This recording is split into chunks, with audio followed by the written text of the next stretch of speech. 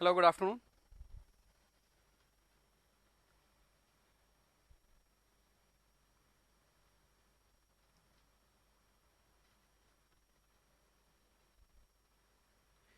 Hello good afternoon.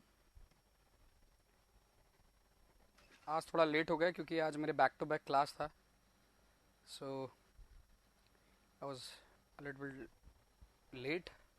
चलिए तो start करते हैं। कल के ही पार्ट से जो क्वेश्चंस हम लोग कर रहे थे वहाँ से स्टार्ट करते हैं।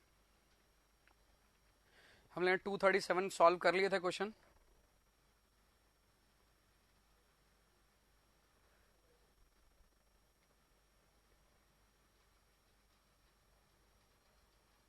हाँ जी प्रद्युम्न, कल आप नहीं आए थे।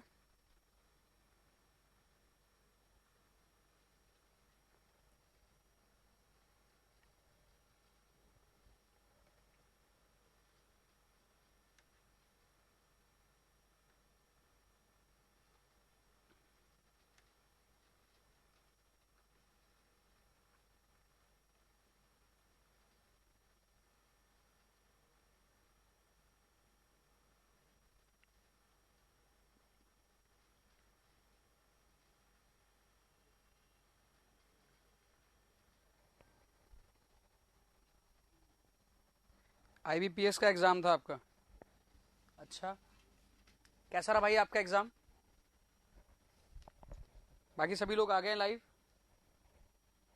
और कौन आ गया है नवीन के अलावा? सॉरी, प्रद्युम्न के अलावा? हाँ जी।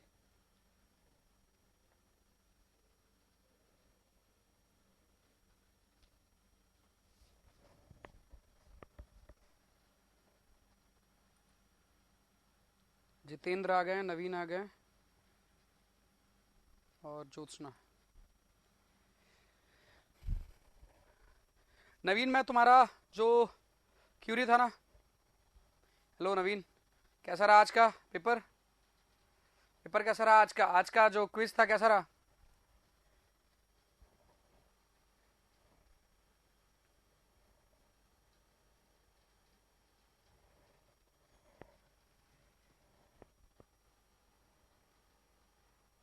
Good afternoon Jyotsna. हाँ, क्विज का पैटर्न मेगा मेगा क्विज था ना यार। अब मेगा क्विज होगा तो नॉर्मल क्विज जैसा तो होगा नहीं, थोड़ा सा टफ तो होगा। थोड़ा सा टिपिकल क्वेश्चन तो पूछे जाएंगे, है ना?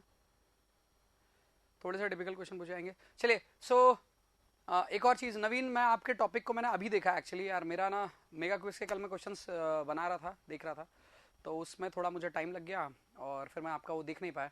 तो मैं आज आपका देख लूंगा और कल आपको बता दूंगा क्लास में, ठीक है? ओके।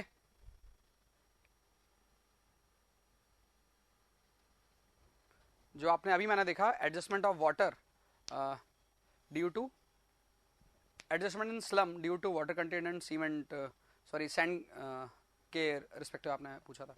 ओके चलिए, तो कल हमने 237 क्वेश्चन कर लिए थे। 238 क्वेश्चन से स्टार्ट करते हैं आज वापस से।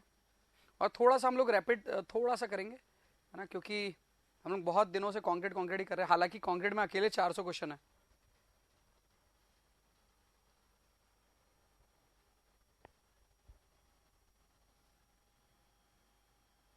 हाँ, पहली बात तो नवीन, क्विज में कहीं भी मेंशन नहीं है कि ये किस लेवल के लिए है। क्विज में कहीं मेंशन है कि क्विज जेई लेवल के लिए है, एई लेवल के लिए? कहीं भी क्विज में ऐसा मेंशन है? जेई लेवल के हिसाब से थोड़ा टिपिकल है।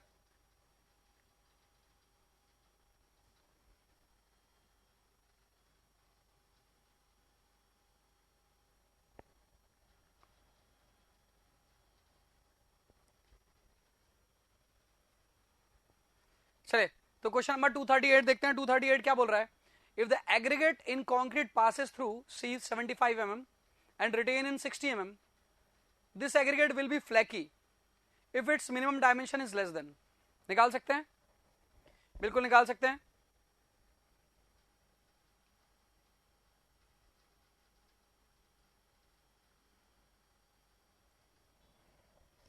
हाँ जी, क्या होगा?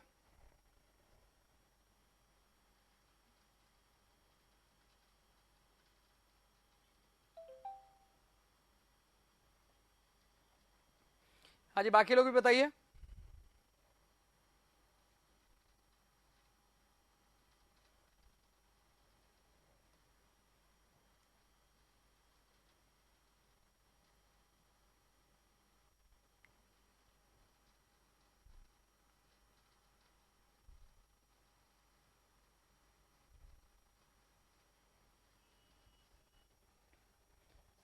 फोर्टी पॉइंट फाइव बिल्कुल सही।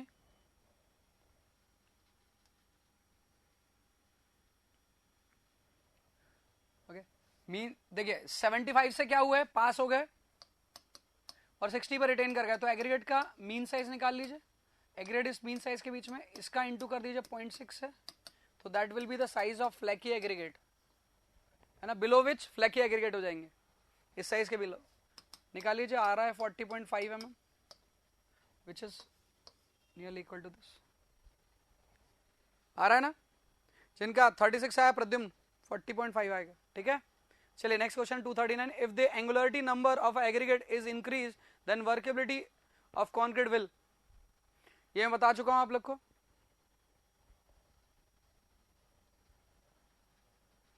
आज पॉलिटी का मेगा क्विज था, तो आप थे क्या उसमें? आप में से कोई है जो पॉलिटी के मेगा क्विज में है, तो वहां पर जा सकते हो, ये वाला वीडियो रिकॉर्डेड देख लेना।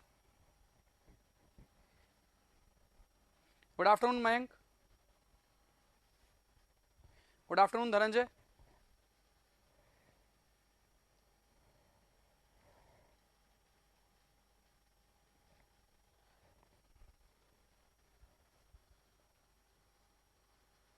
आज तो मेरे साथ भी बहुत हिट हुआ है आज क्विज में, आप लोग के साथ भी हुआ नवीन, मेरे साथ भी हुआ हिट आज।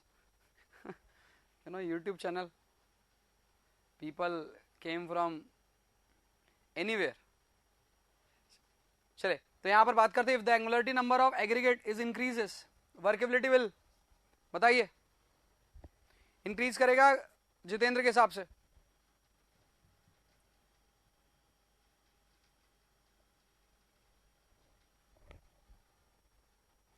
मयंक, नवीन, बताइए आंसर बताइए, जल्दी बताइए। बी होना चाहिए धनंजय, बिल्कुल सही, बी होना चाहिए। बाकी लोग बताइए, ज्योत्सना, मयंक बी होना चाहिए बिल्कुल, ज्योत्सना बताइए। इसको 239 ना बोलकर 39 बोलना स्टार्ट करो अभी, ना। चलिए बिल्कुल, आपको पता होना चाहिए एंगुलरिटी नंबर, एंगुलरिटी नंबर जो है ये 0 से 11 के बीच में जाता है। ए एंगुलर का है, 0 राउंडेड का है। जैसे 0 से आगे की तरफ पर जाएगा एंगुलरिटी की तरफ पर जाएगा, जैसे 11 से 0 की तरफ पर आएगा राउंडेड की तरफ पर आएगा, जैसे 0 से 11 की तरफ पर जाएगा इरेगुलर शेप की तरफ पर जाएगा, जैसे 11 से 0 की तरफ पर आएगा रेगुलर शेप की तरफ पर आएगा।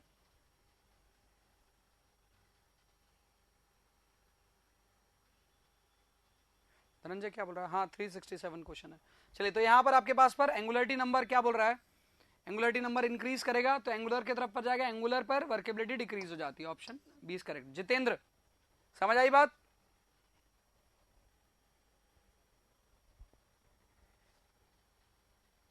चलिए next question, question number 240, a compaction factor of 0.85 of a cement concrete sample indicates। हाँ जी बताइए।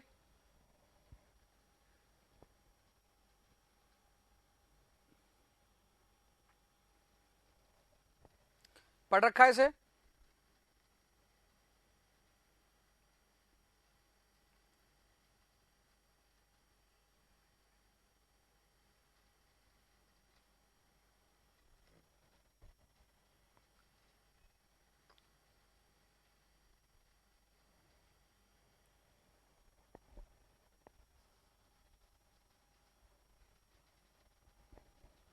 मैं लिखवा चुका हूं।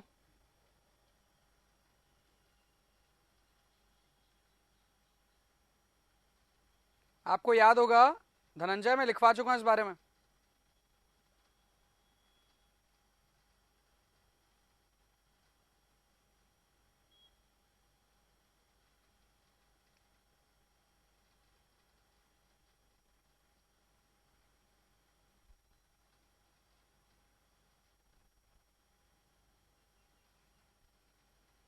बताइए बाकी लोग क्या बता रहे हैं।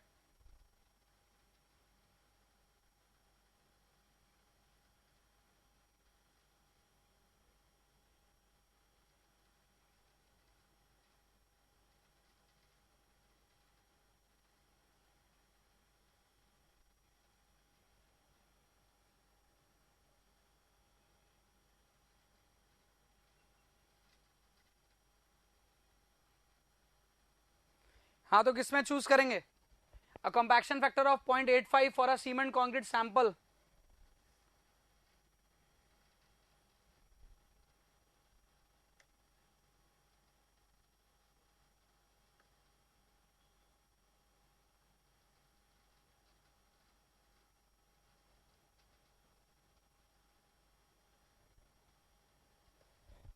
दोनों में कैसे आएगा?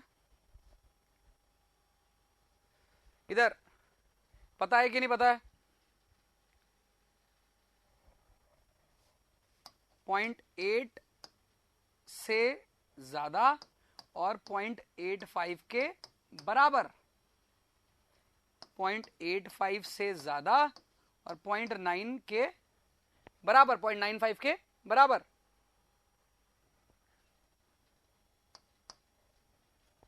यही होता है। अरे ऐसे लिखते हैं 0.95 से ज्यादा और 1 के बराबर, ऐसे लिखते हैं। अरे ऐसे लिखते हैं ना, 0.8 से ज्यादा और 0.85 के बराबर, 0.85 से ज्यादा और 0.95 के बराबर, 0.95 से ज्यादा और 1 के बराबर। तो यहां पर इक्वल होगा किसके? इक्वल होगा किसके? 0.85 के। बट ग्रेटर होगा किससे? ग्रेटर होगा किससे? 0.8 से। यहां पर ग्रेटर है इससे, यहां पर इन लोग के बराबर है। क्लियर है? ये किसका है? लो, मीडियम एंड हाई। अब बताओ क्या बोल रहा है? अ कॉम्पैक्शन फैक्टर ऑफ 0.85, 0.85 ही आ जाता है तो किस में आएगा? आता दोनों में है क्या? नहीं, इक्वल लो वर्केबिलिटी का। इससे ज्यादा होता है यदि ऐसा लिखता a compaction factor is more than 0.85 तो मीडियम हो जाता।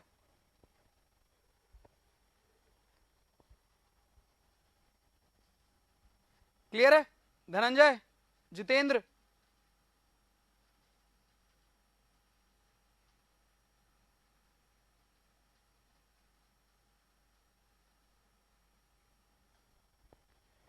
ठीक है? जितेंद्र, धनंजय, क्लियर है ना?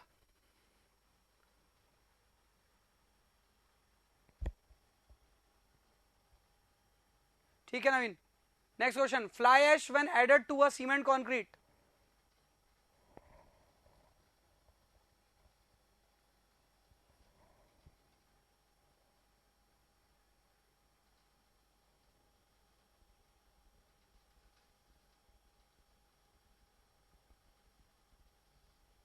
हाँ जी,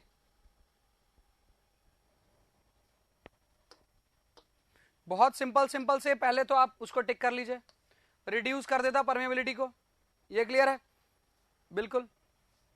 28 डेज की स्ट्रेंथ को थोड़ा कम कर देता है, बिल्कुल। यदि ये सही है तो all of the above correct है। Require little more water for maintenance of slump, बिल्कुल। Next question 242, water cement ratio of cement concrete is dependent on. Water cement ratio of cement concrete is dependent on.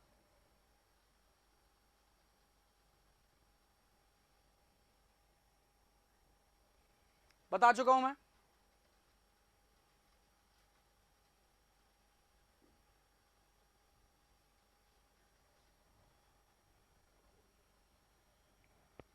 Forty two का बताइए, 42 का। नवीन answer दे रहे हैं D, Pradyumna दे रहे हैं D, Jyotsna दे रही है डी।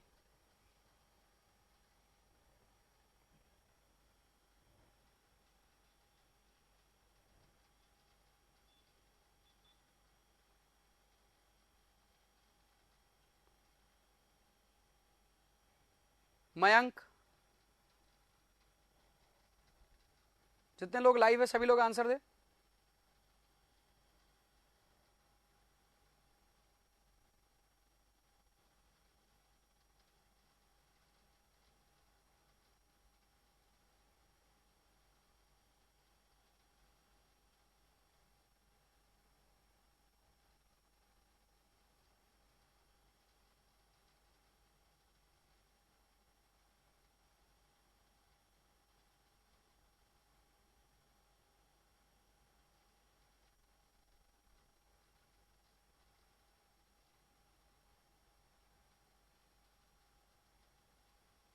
हाँ जी,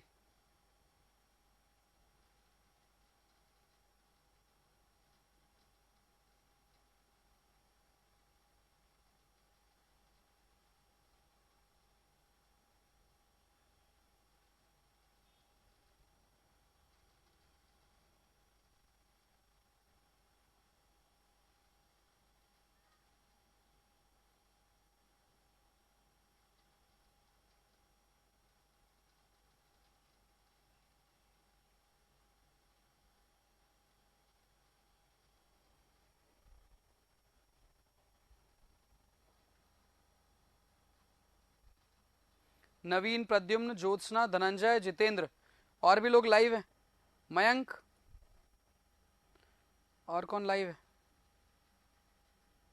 आई गेस सभी ने आंसर दे दिया मयंक को छोड़कर। 9 स्टूडेंट दिख रहे हैं, 8 दिख रहे हैं, पर पता नहीं, शायद 2-3 लॉग इन है शायद, तो इस वजह से दिखने को मिल रहा होगा। नहीं, चले। So water cement ratio of cement concrete is dependent on water cement ratio. ध्यान से देखिए, टाइप ऑफ सीमेंट, क्या टाइप ऑफ सीमेंट के बेसिस पर वाटर सीमेंट रेशियो लिया जाता है? वाटर सीमेंट रेशियो क्या टाइप ऑफ सीमेंट के बेसिस पर लिया जाता है या अमाउंट ऑफ सीमेंट पर लिया जाता है? बताइए। अमाउंट ऑफ सीमेंट पर डिपेंड करता है, अमाउंट ऑफ सीमेंट और टाइप ऑफ सीमेंट। हाँ जी, जितेंद्र, नवीन, मयंक, दोनों पर। अच्छा, तो रैपिड हार्डनिंग सीमेंट के लिए अपन 10 ml वाटर डालकर भी रिएक्शन करवा सकते हैं, और वहीं पर यदि आपको 50 ml की जरूरत पड़ रही ओपीसी के लिए। क्यों नवीन? टाइप ऑफ सीमेंट के बेसिस पर अपन वाटर की क्वांटिटी को कम ज्यादा कर सकते हैं। तो जब कंसिस्टेंसी टेस्ट करते हैं तो कंसिस्टेंसी टेस्ट में जितने वाटर की रिक्वायरमेंट है, वो वाटर की रिक्वायरमेंट आपके पास पर हर सीमेंट के लिए अलग अलग आती, तो उसका एक अलग से चार्ट होगा आपके पास पर, वो बताएं आप मुझे चार्ट, यदि हो तो आपके पास। नवीन, नवीन बात समझ रहे मेरी, मैं क्या बोल रहा हूं? यदि नहीं है ना सर, मतलब तुम्हारे पास चार्ट नहीं है या चार्ट है ही नहीं, ये बताओ। कोई चार्ट अवेलेबल है भी या तुम्हारे पास नहीं है, ये बताओ।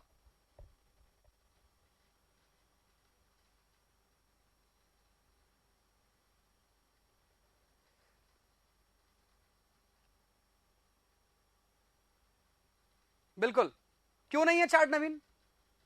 यदि आपका ये जो पॉइंट वैलिड होता कि सर दोनों पर डिपेंड करता है कि टाइप ऑफ सीमेंट कौन सी होगी, उसके बेसिस पर वाटर डालेंगे, तो ऐसा बिल्कुल नहीं है।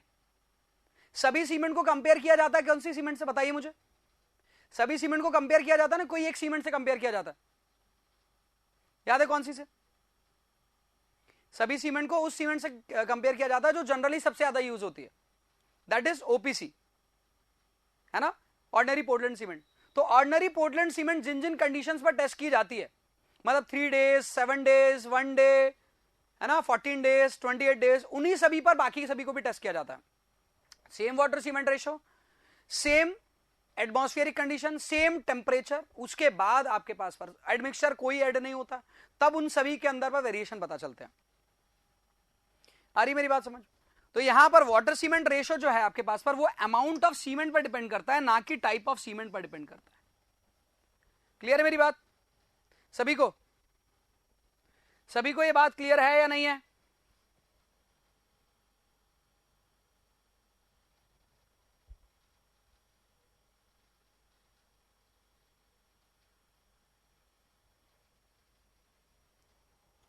क्लियर है सभी को? नवीन, बात क्लियर है? तो यहां पर पहला पॉइंट मैंने क्लियर किया कि टाइप ऑफ सीमेंट पर नहीं होगा तो ऑल ऑफ दी अबव भी नहीं होगा। क्लियर है? अब बस तीन दोनों में, सीमेंट एग्रीगेट रेशो और इंटरप्ट एयर। क्लियर है?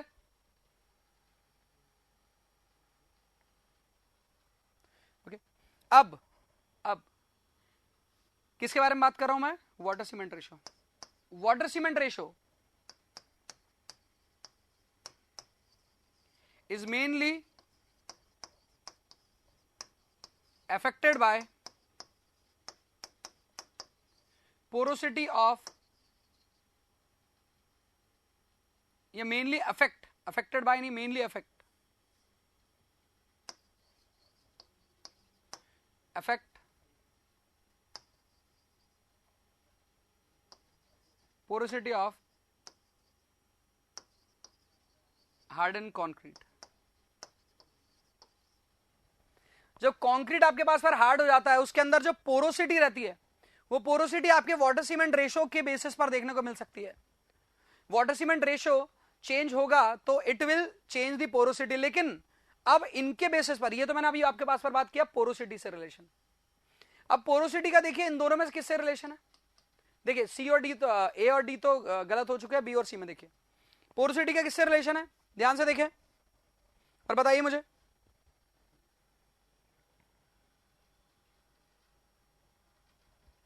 हाँ जी बताइए।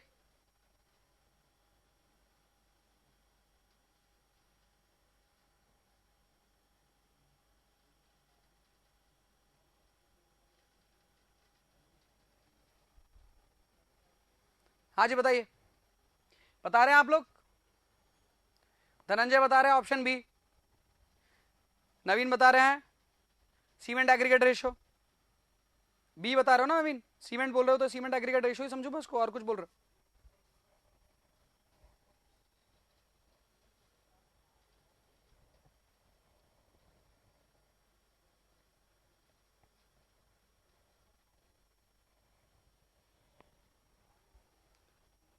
बाकी लोग, मयंक, जिन्होंने सबने आंसर किया था, तो मैं आप लोग को बता दूं सिंपल सी बात इसको, क्योंकि आप लोग सभी ने इसका एकदम बढ़ चढ़कर रिप्लाई दिया था, तो इसलिए मैं इसके बारे में बात किया।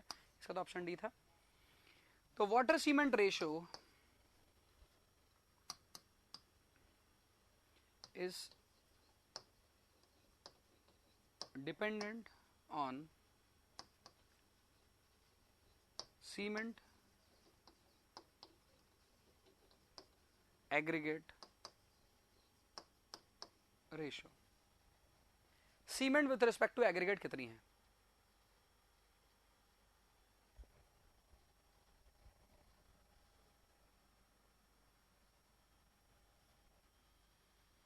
देखो इंटरप्ट एयर को वाइब्रेशन के थ्रू हटा सकते हैं कुछ, है ना, लेकिन जो वाटर सीमेंट रेशो है, वाटर सीमेंट रेशो आपके पास पर वो डिपेंड करता है, depend on cement aggregate ratio.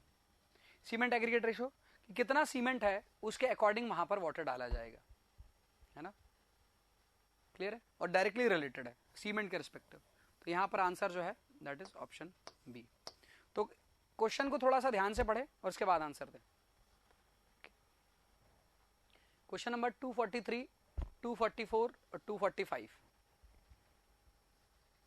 which of the following is not a component of an expansion joint used in jointed plain cement concrete। हाँ जी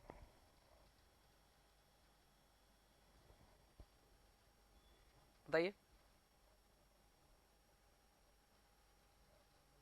Which of the following does not react with cement concrete? Sulfuric acid, alcohol, vegetable oil, sewage water।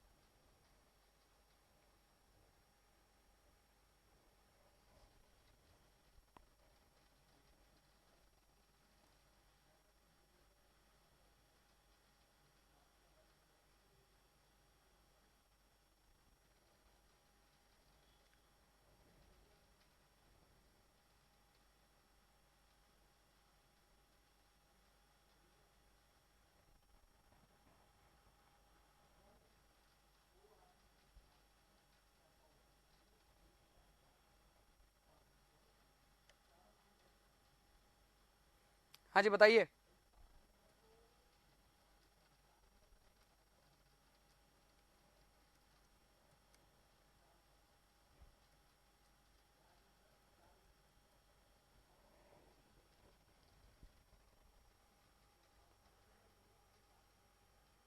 Pradyumna बता रहे हैं सभी question का answer, और बाकी लोग।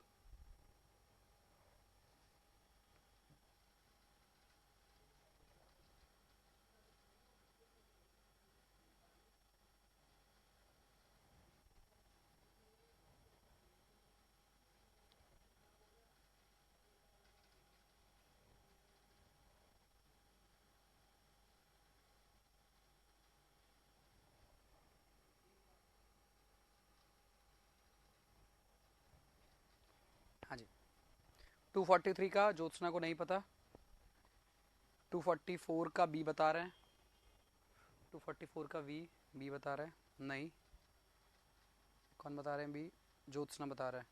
243 का डी बता रहे हैं, कौन बता रहे हैं, जितेंद्र बता रहे हैं। तो पहले तो मैं करेक्ट करना स्टार्ट कर देता हूँ और फिर बताता हूँ उनका एक्सप्लेनेशन। टाई बार सही है 244 का, और कौन बता रहा है, डी बता रहे हैं जितेंद्र और मयंक कोठारी, ठीक है। उसके बाद 244 का बी बता रहे हैं धनंजय, 245 का बी बता रही हैं ज्योत्सना, मयंक बता रहे 44 का डी, 44 का डी, पहला 44 का डी मुझे सही मिला है मयंक से और जितेंद्र से। और नवीन आपका रिप्लाई नहीं आया।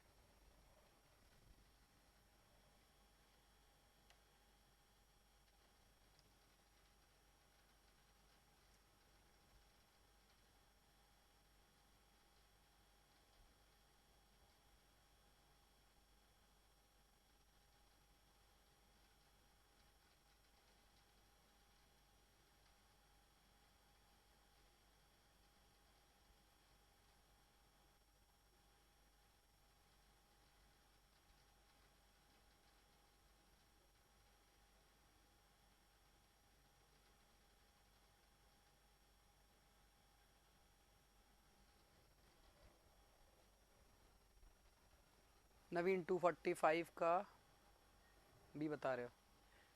The ratio of Young's modulus of elasticity for steel to the concrete is known as modular ratio.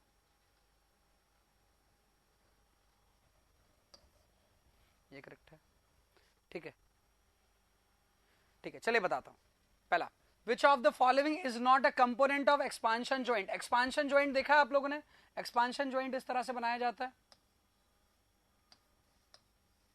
बीच में गैप रखा जाता है, ज्यादा से ज्यादा कितना, 2.5 सेंटीमीटर का, as per IRC.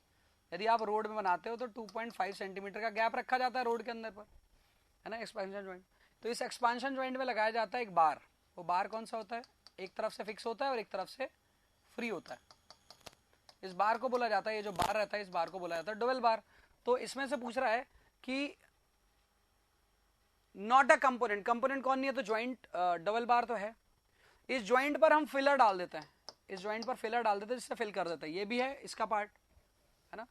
Joint sealer, इसके ऊपर फिल करने के बाद एक टॉप पर इसके सीलिंग एजेंट डाल देते हैं जिससे पंपिंग होने के बाद मटेरियल ऊपर बाहर ना निकले। तो ज्वाइंट सीलर ये भी लगा रहता है। क्या नहीं लगा रहता, टाई बार। टाई बार रहता है आपके पास लॉन्गिट्यूडनल ज्वाइंट में। तो यदि ज्वाइंट देखते हैं रोड में, यदि रोड ऐसी है, एक स्लैब ऐसा बना है, एक स्लैब ऐसा बना है, ज्योत्सना, तो यहां पर बार लगे हुए रहते हैं,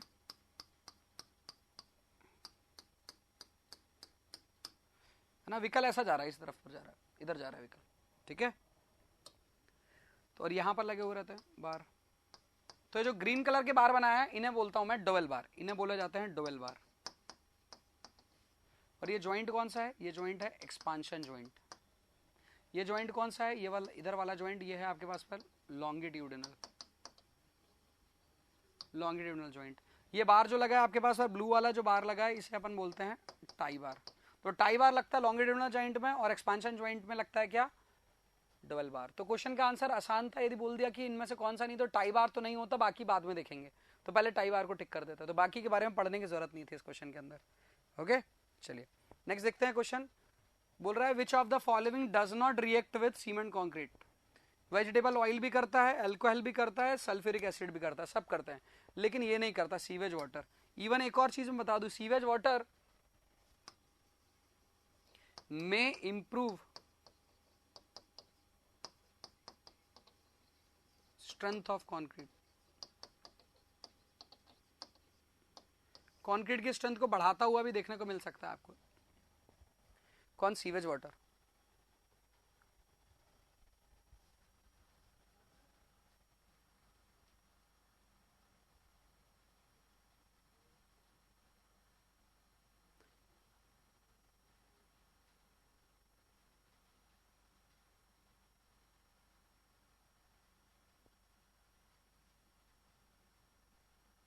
जितेंद्र, मैं हाईवे पढ़ाता ना तो मैं आपको बिल्कुल बताता, हाईवे यदि यदि मैंने क्वेश्चन सॉल्व कराया रहता तो मैं बिल्कुल बताता, है ना।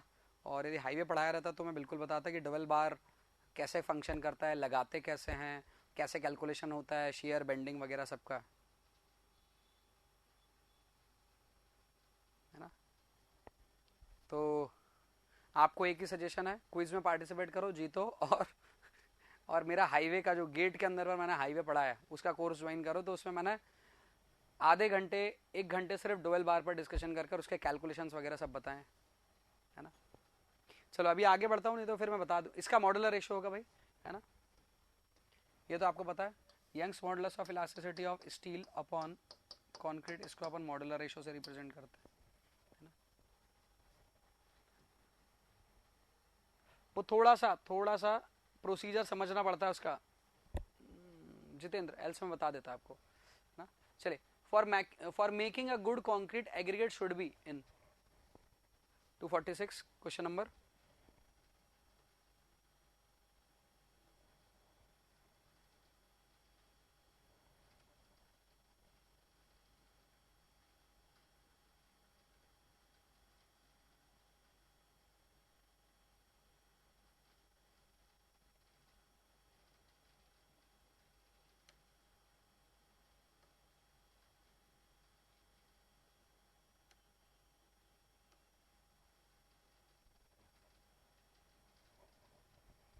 हाँ जी बताइए, for making good concrete aggregate should be.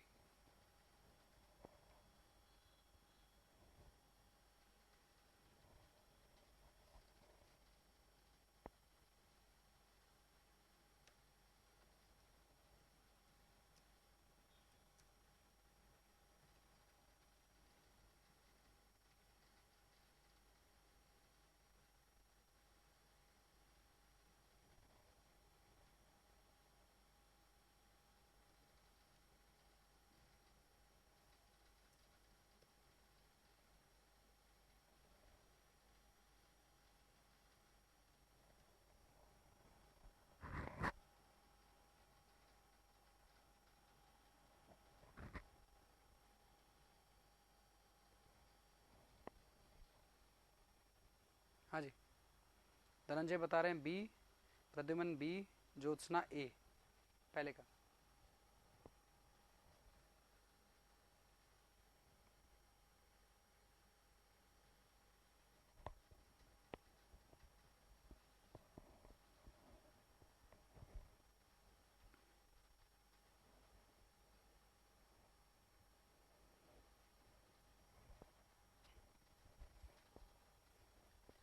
246 का बता रहे हैं ए ज्योत्सना, प्रद्युम्न भी बता रहे ए कि सर सैचुरेटेड कंडीशन में होना चाहिए।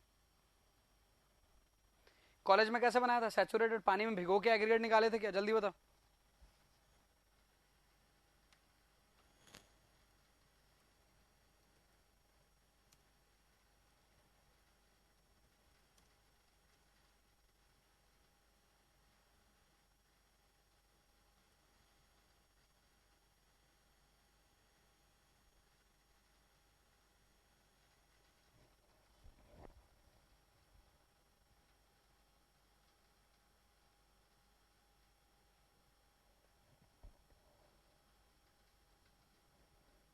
हाँ जी,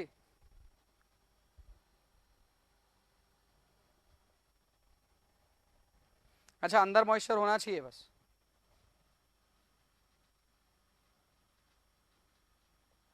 श्रिंकेज कम होता है। बाकी लोग भी रिप्लाई दे, मयंक, नवीन। नेक्स्ट क्वेश्चन है, मैं बता रहा हूं उसका answer. Pick up the correct statement, water cement ratio by weight is higher as that of volume, shrinkage in concrete can be reduced by using pre-saturated aggregate, low heat cement is used for mass concrete।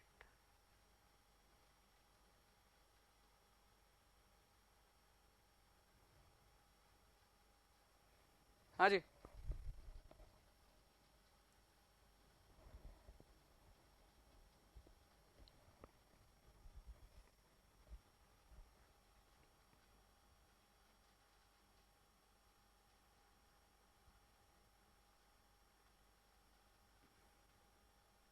चलिए discuss करते हैं। सबसे पहला, for making good concrete aggregate should be, aggregate की दो stages होती है, एक कहलाता है बोन ड्राई और एक कहलाता है वेट, या फिर अपन इसको बोलते हैं पार्शियल या फिर ओपन एग्रीगेट, है ना। ठीक है, अब यहां पर बोन ड्राई कहने का मतलब है no moisture, no moisture. Partial या ओपन में, ओपन कहने का मतलब है ये आपके पास पर इसमें मॉइस्चर हो सकता है, आपने इसको प्री हीटिंग नहीं की है, इसको गर्म नहीं किया एग्रीगेट को, एग्रीगेट को गर्म नहीं किया। ओके, तो ध्यान से सुने, whenever you are going to use aggregate for your mix, आपको एक चीज अश्योर करना है कि जो वाटर सीमेंट रेशो होगा that will be on the basis of cement only, और सीमेंट के पास पर वही वाटर पहुंचना चाहिए जो आप पहुंचाना चाहते हैं, है ना। यदि सीमेंट के पास पहले से ज्यादा यदि वाटर आ जाएगा तो आपके पास पर जो आप वाटर कैलकुलेट करके जा रहे हो वो ज्यादा हो जाएगा। यदि आपने भरोसा कर लिया कि जो आपका एग्रीगेट है यदि वो सैचुरेटेड हो, थोड़ा पानी की कमी उससे पूरी हो जाएगी, थोड़ा मैं डाल देता हूं, ऐसा करे और वहां से पानी कमी नहीं हुई तो मिक्स प्रॉपरली बन नहीं पाएगा। तो यहां पर दोनों तरह की प्रॉब्लम है, तो सैचुरेटेड एग्रीगेट को यूज नहीं करता है, सबसे पहली बात तो ये है। तो जिन्होंने कहा था कि ऑप्शन ए सैचुरेटेड एग्रीगेट कभी यूज नहीं होता, हमेशा यूज होता है बोन ड्राई या no moisture, no moisture. Surface dry condition मतलब जिसकी सरफेस सूखी हो, अंदर से पानी हो, अंदर पानी हो उसके, कभी नहीं। एग्रीगेट प्रॉपरली आपके पास पर ड्राई होना चाहिए, प्रॉपरली ड्राई होना चाहिए, ताकि एग्रीगेट जो है आपके पास पर वो सिर्फ बाइंड हो पाए, किसके साथ, सीमेंट के साथ, वो सिर्फ सीमेंट के साथ बाइंड हो पाए, कोई एक्स्ट्रा मॉइस्चर उसके पास पर नहीं रहना चाहिए। आपने कभी नहीं देखा होगा कि एग्रीगेट जो है आपके पास पर कंक्रीट में डालने के पहले उसको पहले पानी में से निकाला जा रहा है, उसको थोड़ा सा पानी उसका निकाल कर फिर डाला जा रहा है अंदर, कभी देखा है ऐसा? नहीं। वहां पर देखा होगा आपने साइड पर उन्होंने एग्रीगेट उठाया और सीधा मिक्सर में डाल दिया, है ना। यदि आपने नॉर्मल बेसिक कंस्ट्रक्शन देखा होगा, यदि आपने रेडी मिक्स कंक्रीट का प्लांट देखा होगा, वहां पर भी एग्रीगेट को एक बड़ी सी जगह पर स्टोर कर देते हैं और फिर हॉपर के अंदर डाल दी, फिर हॉपर से धीरे से कंट्रोल फॉर्म में लेकर आ रहे हैं। क्लियर है? तो याद रखो आप, तो इसलिए ध्यान रखें कि एग्रीगेट जो होगा आपके पास पर पूरी तरह से सूखा होना चाहिए, है ना। एग्रीगेट के जो आप बोल सकते हैं कि अंदर पर जो बाउंड वाटर है वो नहीं खत्म होना चाहिए, है ना, वो तो हमेशा रहना चाहिए, तो एग्रीगेट के पार्टिकल आपस में बाइंड कैसे रहेंगे। ओके, तो इसका आंसर है एग्रीगेट कैसा होना चाहिए, बॉन्ड ड्राई होना चाहिए। Next, water cement ratio by weight is higher as compare to volume, यदि हायर रहता तो फिर अपन यूज क्यों करते हैं। Shrinkage in concrete can be reduced using pre saturated aggregate, pre saturated aggregate use करने का कोई रिलेशन, यदि अपन बात करते हैं जैसे प्री सैचुरेटेड एग्रीगेट यदि यूज करते हैं तो एग्रीगेट के अंदर और मॉइस्चर रहेगा, और यदि एग्रीगेट के अंदर मॉइस्चर रहेगा तो आपको लग रहा है कि वहां मॉइस्चर की कमी नहीं होगी, मॉइस्चर की कमी तो होनी ही होनी है। क्यों होनी है? क्योंकि श्रिंकेज जो है आपके पास पर लॉस ऑफ मॉइस्चर है, यदि आपके पास पर मॉइस्चर है तो वो भी जाएगा, जितना मॉइस्चर होगा वो सब जाएगा, क्योंकि आपके पास पर एग्रीगेट को या इस कंक्रीट को आपने एनवायरनमेंट के सामने एक्सपोज किया है, तो मॉइस्चर तो वहां से एवोपरेट होना ही होना है, और यदि मॉइस्चर एवोपरेट होगा या लॉस ऑफ मॉइस्चर होगा तो श्रिंकेज होगा ही होगा, तो ये कैन नॉट स्टॉप ड्राइंग, तो it is also not correct. यदि ये करेक्ट नहीं है तो ये भी इनकरेक्ट है। सबसे पहले तो इन सबको छोड़ देते हैं और आप ऑप्शन सी को देखते हैं, low heat cement used in mass concrete बिल्कुल सही है, इसको टिक कर देते हैं, तो आपके पास बाकी के ऑप्शन इनकरेक्ट हो जाते हैं, क्योंकि एमसीक्यू नहीं एमएसक्यू, सॉरी एमएसक्यू नहीं एमसीक्यू है, तो एक ऑप्शन ही करेक्ट होगी। ठीक है, ओके, चलिए नेक्स्ट क्वेश्चन की तरफ पर बढ़ते हैं। नेक्स्ट क्वेश्चन ये रहा आपके सामने,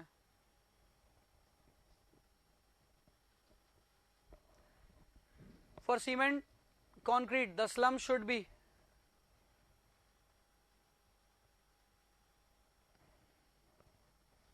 हाँ जी बताइए।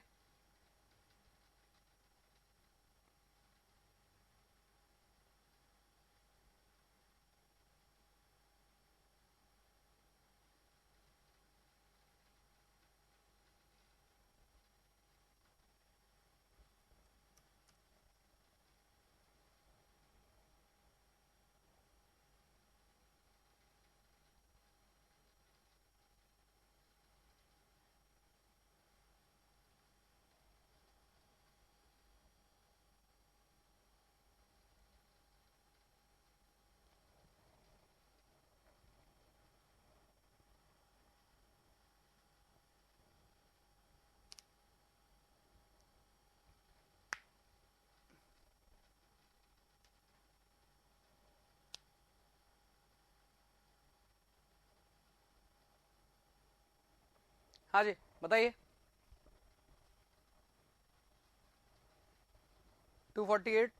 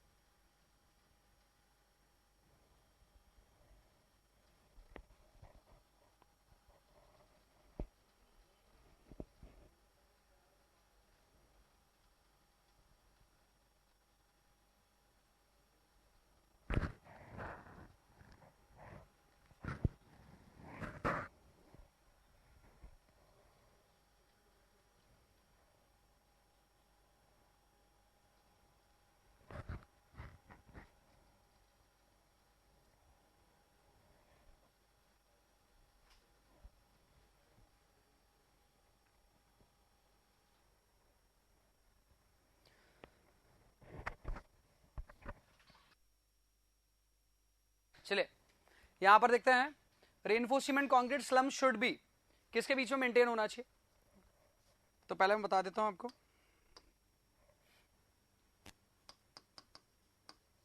लाइट रेनफोर्स्ड, बहुत कम रेनफोर्समेंट लगा है। दूसरा है हैवीली रेनफोर्स्ड, तीसरा भी है हैवीली रेनफोर्स्ड। नाउ ये है विथ वाइब्रेटर, ये है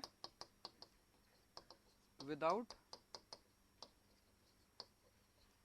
वाइब्रेटर, ये है 25 से 50, 50 से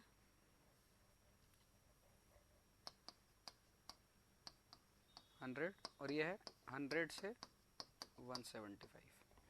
ये है आपके पास का स्लम वैल्यू,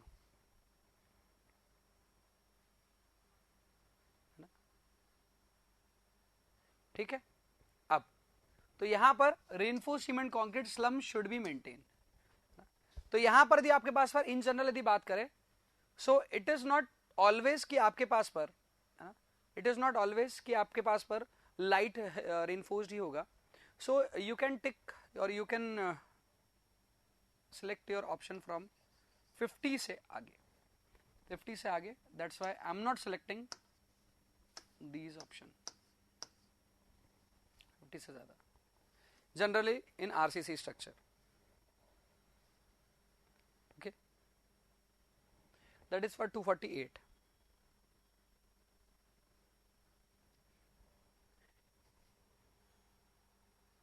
नवीन बोल रहे हैं, हाँ प्रद्युम्न बोल रहे हो कि डिपेंड करता है वर्केबिलिटी क्या किस तरह की चाहिए आपको। तो वही मैंने बताया अलग अलग तरह के स्ट्रक्चर के जनरली आरसीसी पूछ रहा है, तो जनरली बता रहा हूँ मैं आपको कि जनरली आपके पास पर 50 से ज्यादा रखी जाती है स्लम वैल्यू, और फिर बाकी डिपेंड करता है उसके अंदर पर कितना रेनफोर्समेंट है।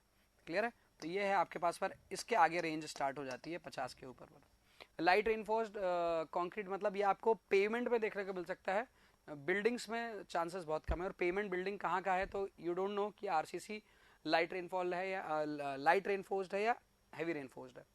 ओके, तो इसके लिए इसका आंसर हो गया ऑप्शन बी, सॉरी डी।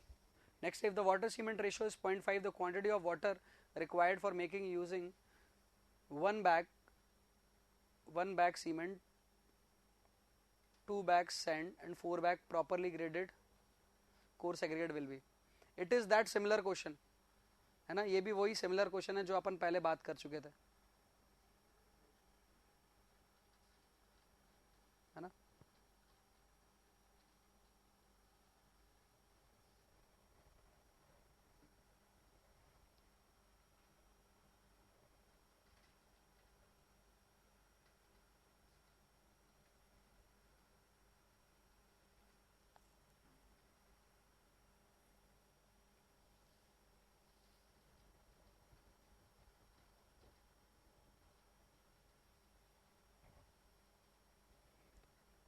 तो यहाँ पर क्वेश्चन सिंपल है,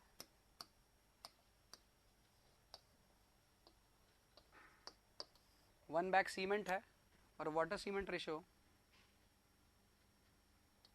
0.5 है, तो वाटर हो जाएगा 0.5 of 1 bag of cement, that is 50 का half, that is 25 kg। Okay, ठीक है। इसमें दिया हुआ है क्वेश्चन में, यूजिंग 1 बैग ऑफ सीमेंट, मुझे दिखा ही नहीं, 2 bag of sand, 4 bag of coarse aggregate properly. तो यदि 1 बैग सीमेंट यूज किया है, वाटर सीमेंट रेशियो 0.5 है, तो वाटर की क्वांटिटी निकाल सकते हैं ना, निकाल सकते हैं नवीन, है ना। चले, relation between strength of concrete S kg पर centimetre square and gel space ratio. हाँ बिल्कुल नवीन, ठीक है। Question number 250, gel space ratio के बेसिस पर स्ट्रेंथ कैसे निकाल सकते हैं? स्ट्रेंथ निकाल सकते हैं 240 x to the power cube. ये रिलेशन होता है, x जो होता है वो जेल स्पेस रेशियो होता है और ये कांस्टेंट होता है 240। तो यहां से जो स्ट्रेंथ आती है ना, वो स्ट्रेंथ आती है आपके पास पर न्यूटन पर mm स्क्वायर पर, और आपको ये जेल स्पेस रेशियो जो S है वो किस में दे रखा है आपको, kg पर सेंटीमीटर स्क्वायर में, इसलिए ये ऑप्शन करेक्ट है। क्लियर है? क्लियर है सभी को? प्रद्युम्न, धनंजय, ज्योत्सना, मयंक, क्लियर है? आगे बढ़ते हैं, 251 मैच करें,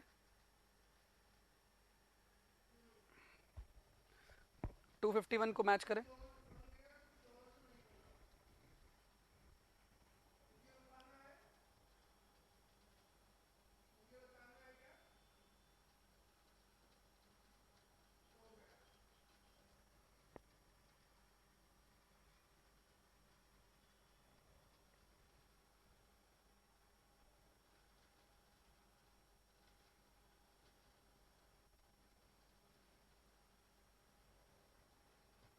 पहले ऑप्शन सही है, slump test is not use for, it is not use for suitable for very wet और वेरी ड्राई कॉन्क्रीट। सही है, पहले ही पॉइंट सही है, तो ए का 1 बिल्कुल सही, ये ऑप्शन सही हो गए, और कोई दे ही नहीं रहा है उसका ऑप्शन। मैंने आप लोग को पहले इसे सेलेक्ट करने का, या इस तरह के जो ऑप्शंस है, इस तरह के क्वेश्चंस आते हैं, मैंने उनके लिए आपको सॉल्व करने का तरीका बताया। किसी एक को पकड़ो और उसको चेक करो, जैसे इसमें 2 और ये ए को देखो, 2 और 1, 2 और 1 इन दोनों में से कोई एक उसका हो सकता था ऑप्शन। यदि वो हो जाता ना, तो उसके बेसिस पर आप ऑप्शन सेलेक्ट कर सकते, क्योंकि 3 जो है ऑप्शन 2 का है, 2 ऑप्शन का मतलब 3 2 केसेस में आ रहा है, तो आपके पास पर उसे वो नहीं होगा। ऐसे क्वेश्चन बड़े सिंपल होते हैं, इसका एक ऑप्शन अलग ही होता है जिसको आसानी से देखा जा सकता है। तो एक स्टूडेंट पूरी ऑप्शन को मैच करता है, वो टाइम ज्यादा लगाता है, एक स्टूडेंट सीधा वो ऑप्शन देखता है जो करेक्ट है।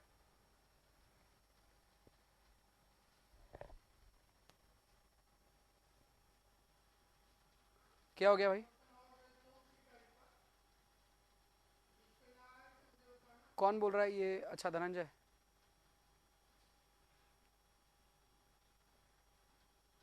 क्या हुआ? प्रद्युम्न,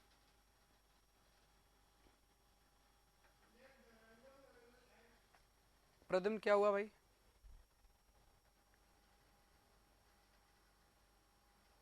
किसका? किसका भी ऑप्शन देखना भाई?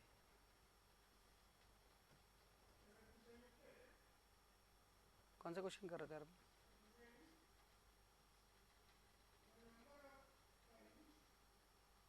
इसी का भी?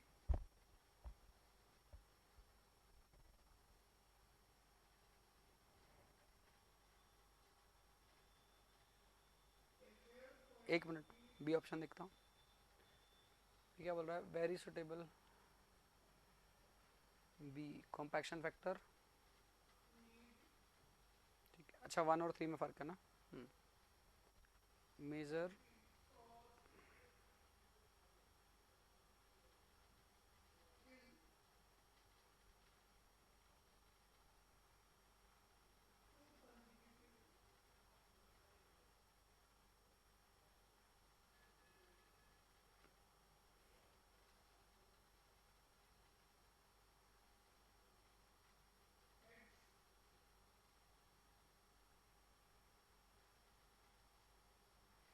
वेरी ड्राई कंक्रीट के लिए सुटेबल है। वीबी, वीबी टेस्ट जो है ना प्रद्युम्न, प्रद्युम्न वीबी टेस्ट इज सुटेबल।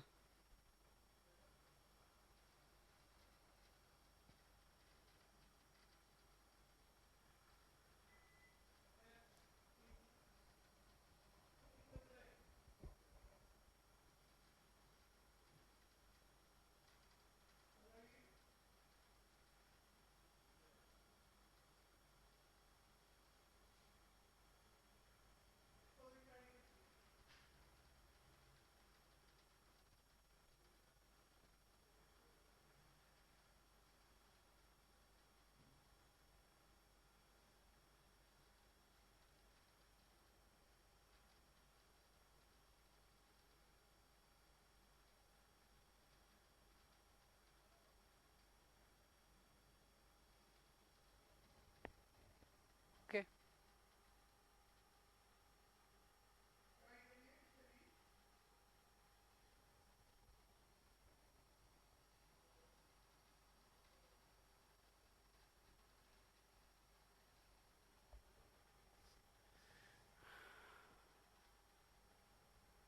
और वीबी के बारे में बता चुका हूं मैं। वीबी सेकंड्स में बताता है आपके पास पर टाइम, और जिसको अपन कन्वर्ट करते हैं उसमें वर्केबिलिटी में।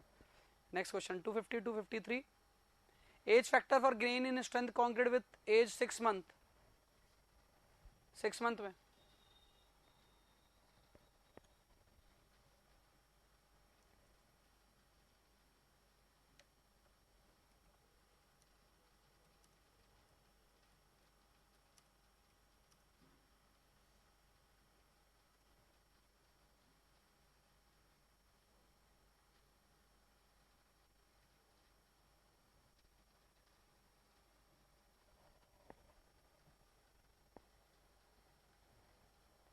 टू 252 का बताइए।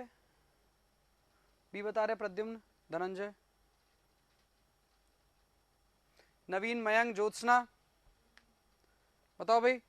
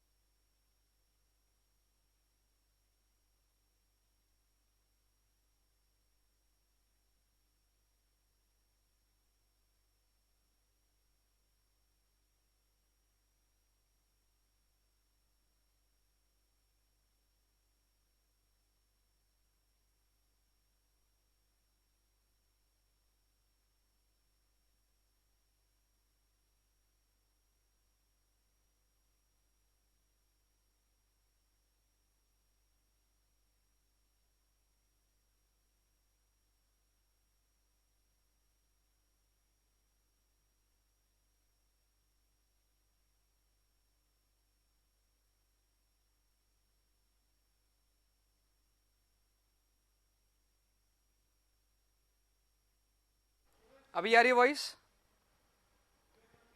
अभी वॉइस आ रही है? ओके चलिए, तो gain in strength with age, तो ये अलग अलग डेज लिख रखे हैं मैंने।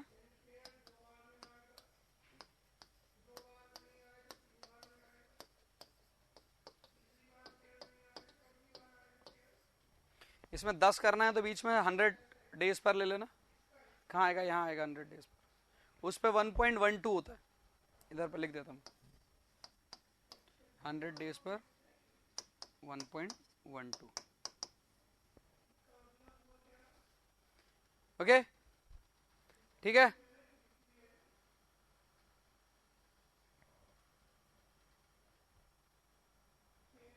ठीक है भाई,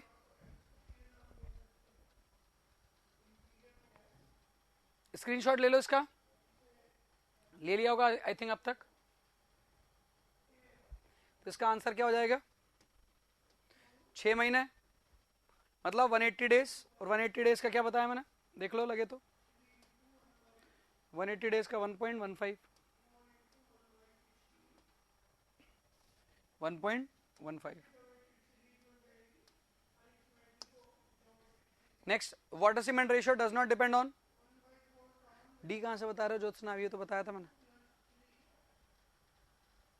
नोट कर, स्क्रीनशॉट लेना है क्या? बता दो, दिखा दूंगा उसे।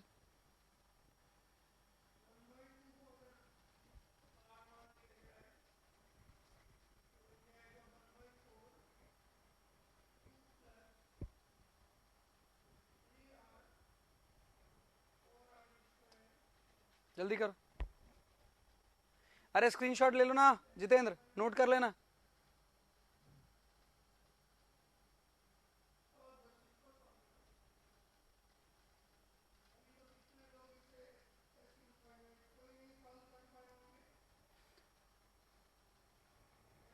हो गया? चलिए, water cement ratio does not depend on. Aggregate cement ratio पर तो अभी देख लिया था, डिपेंड करता है। बोथ ए एंड सी, ये भी गलत हो गया। अब बी और सी में देखना है, सैचुरेशन कंडीशन ऑफ एग्रीगेट पर करता है क्या? बताइए। यदि एग्रीगेट सैचुरेटेड रहेंगे तो पानी कम डालेंगे, एग्रीगेट में पानी रहेगा तो क्या उसके अकॉर्डिंग बात करते हैं क्या? बताइए। मयंक बिल्कुल सही। अरे अभी डिस्कस किया था इसका, एग्रीगेट के सैचुरेशन के ऊपर पर हम क्या पानी डालेंगे नहीं डालेंगे? कोई रिलेशन है क्या एग्रीगेट के ऊपर? बताइए। नहीं है, गलत। करेक्ट है जल space ratio.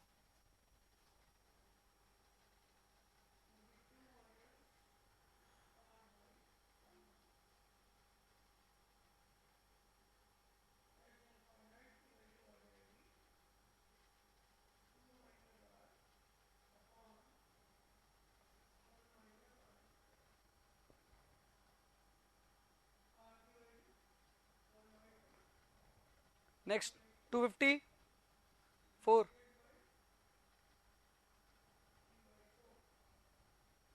which curve indicate the relationship of water cement ratio and compressive strength? Abrams law के अकॉर्डिंग कौन सी कर्व देखने को मिल रही है? कौन सी कर्व देखी आपने? ये देखिए क्या, बताइए।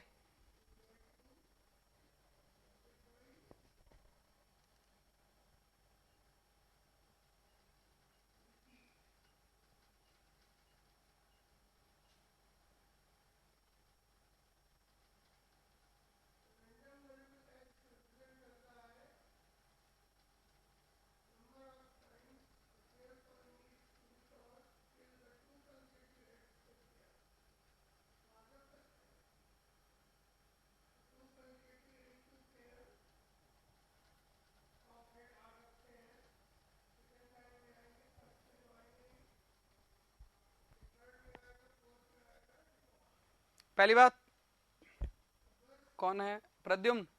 सी बिल्कुल इनकरेक्ट है। कंप्रेसिव स्ट्रेंथ का रिलेशन किस तरह का है?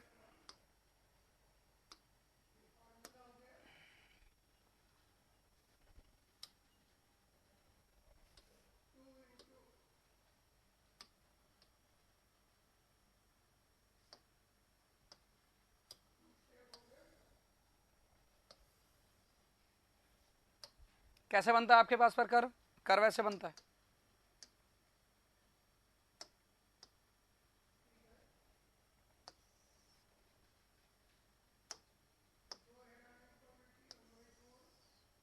कुछ इस तरह से कर्व बनता है।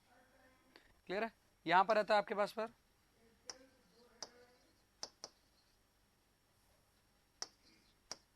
वाटर सीमेंट रेशियो, और यहां पर रहता है कंप्रेसिव स्ट्रेंथ। क्लियर है?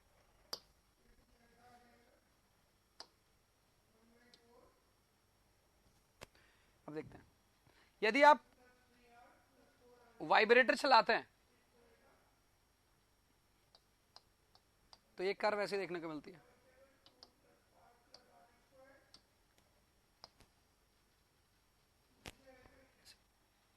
यदि आप हैंड वाइब्रेटर चलाते हैं तो कर्व ऐसे देखने को मिलती है।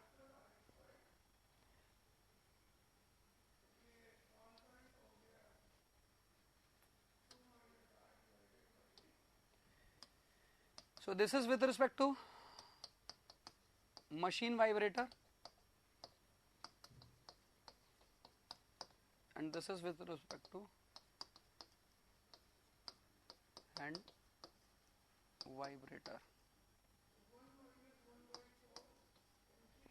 तो जो कर्व है वो कर्व ऐसी देखी जा सकती है, कैसी देखी जा सकती है फॉर मशीन वाइब्रेटर?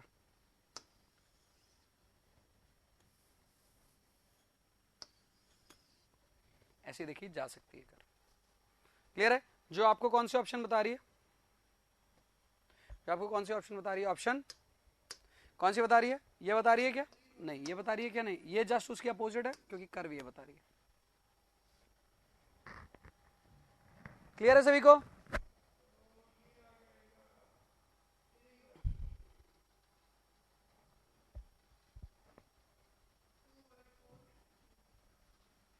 कौन सी किस लिए बनाते?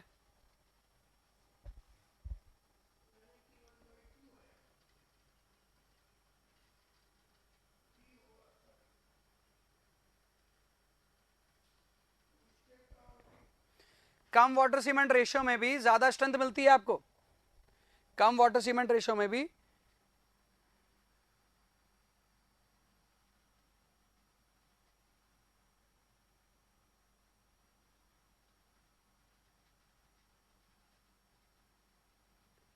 डी बना के बताया है। कौन सा डी?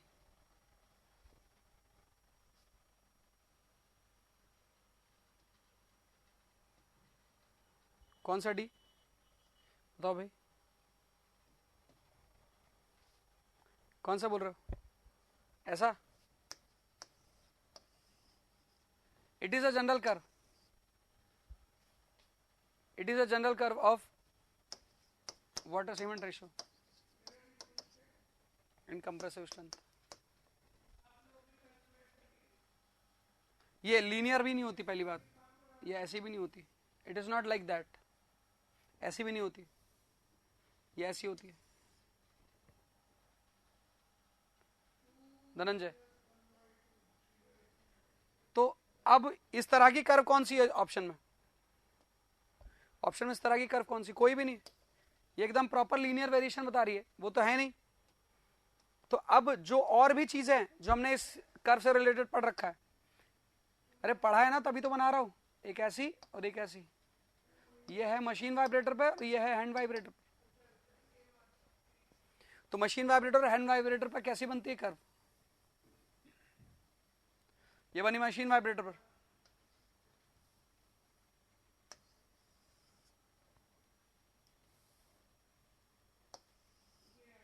और ये बनी हैंड वाइब्रेटर पर।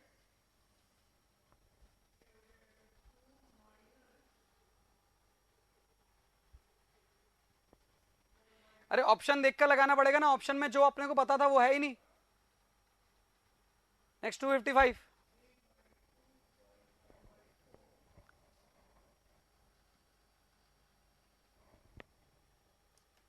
टू 255।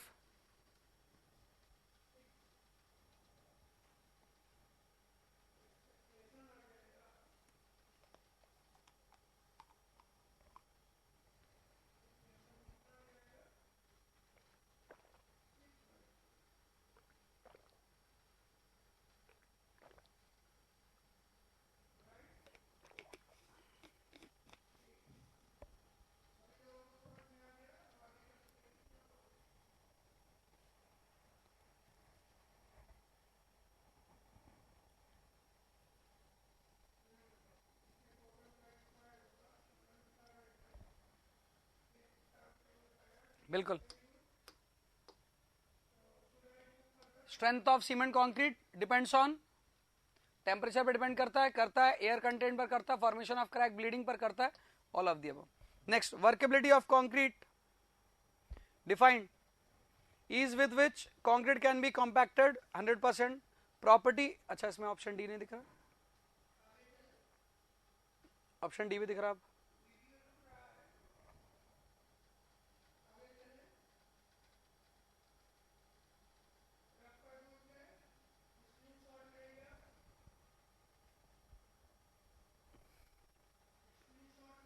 हाँ जी बताइए।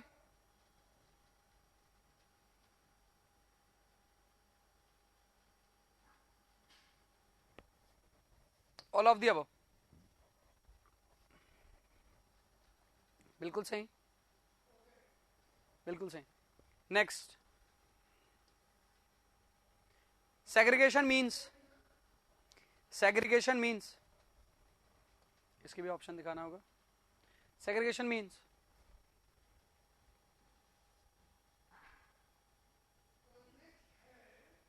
separation of water from aggregate and cement, separation of fine aggregate from coarse aggregate, separation of cement paste from coarse aggregate, सब सही है ना, बिल्कुल, all option are correct, option D is correct, option D is correct।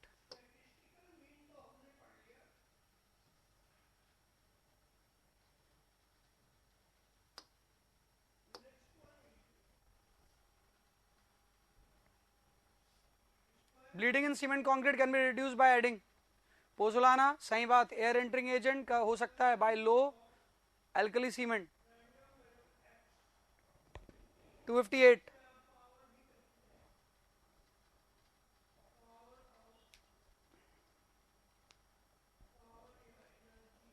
Alkalis ज्यादा होते हैं तो वो रिएक्शन शो नहीं करते, रिएक्शन नहीं होने देते, और वो नॉन रिएक्टिव रहते हैं, नॉन रिएक्टिव रहने की वजह से ब्लीडिंग की ऑप्शन ब्लीडिंग की कंडीशन देखने को मिलता है। तो ब्लीडिंग को आप रिड्यूस कर सकते हैं, कैसे कर सकते हैं, by using low alkali cement, option C is correct, pozzolana option A is correct, मतलब यहां पर all of the above is correct. Air entering agent का तो ऑप्शन पहले से ही पता है आपको, सभी को पता है ना, ज्योत्सना, मयंक, नवीन, धनंजय, जितेंद्र तुम्हारा नहीं आया भाई, जितेंद्र आंसर करो।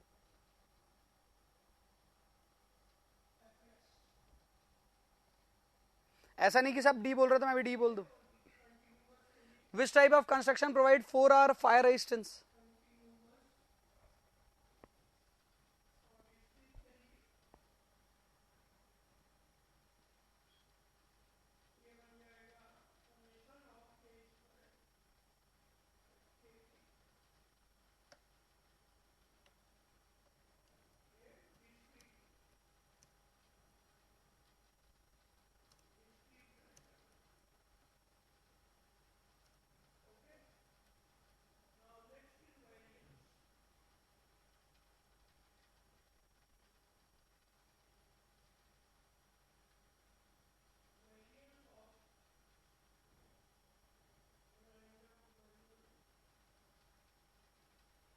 हाँ जी,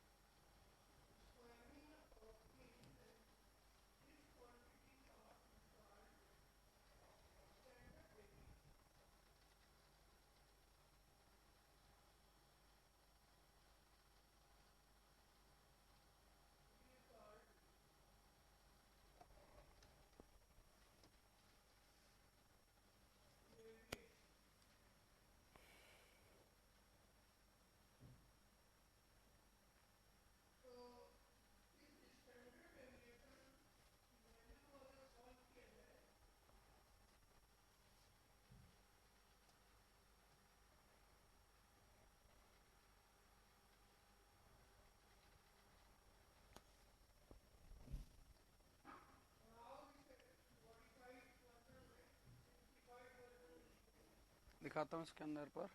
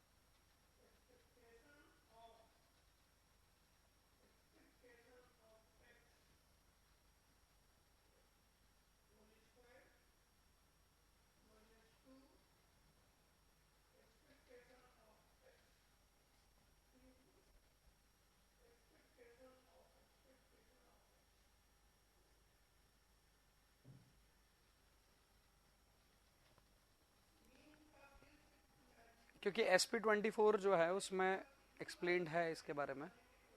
टाइप 1 में वही देख रहा हूँ कि टाइप आपके स्ट्रक्चर केस में दिया है कि नहीं दिया है।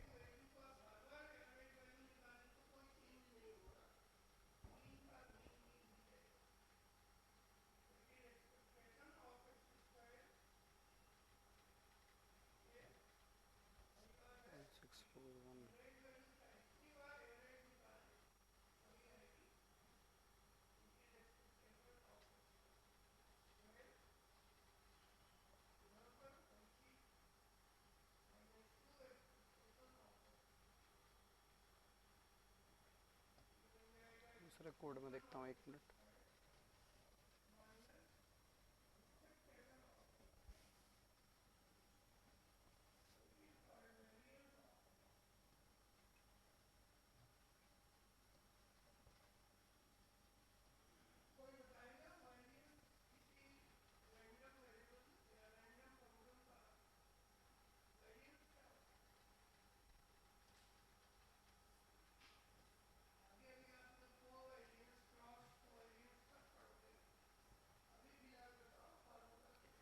पहली बात तो आंसर उसका है टाइप 1। टाइप 1 स्ट्रक्चर होना चाहिए यदि आपको अच्छा बनाना है स्ट्रक्चर कभी भी। उस टाइप 1 के बारे में मैं आपको IS कोड बता देता हूँ। IS 1641 है, इसके अंदर पर दे रखा है आपको।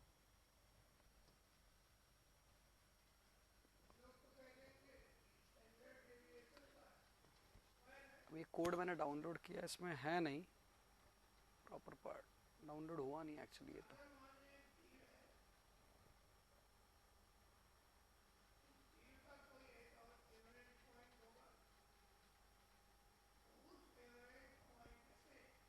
आप लोग देख लीजिएगा 1641 कोड। 1641 कोड के अंदर पर आपको देखने को मिल जाएगा। Actually I am not having access to, मतलब मैं अपनी आईडी से ओपन नहीं कर रहा हूँ।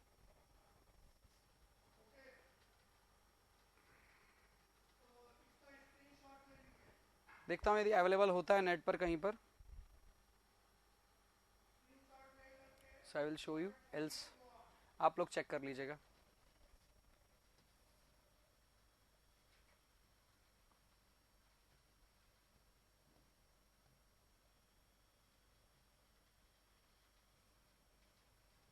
मैं आपको कोड बता रहा हूँ IS 1641, आप उस पर चेक कर लीजिएगा, आपको डिटेल मिल जाएगी टाइप 1, टाइप 2, टाइप 3, टाइप 4 के बिल्डिंग के बारे में। इन जनरल स्ट्रक्चर जो है आपके पास पर,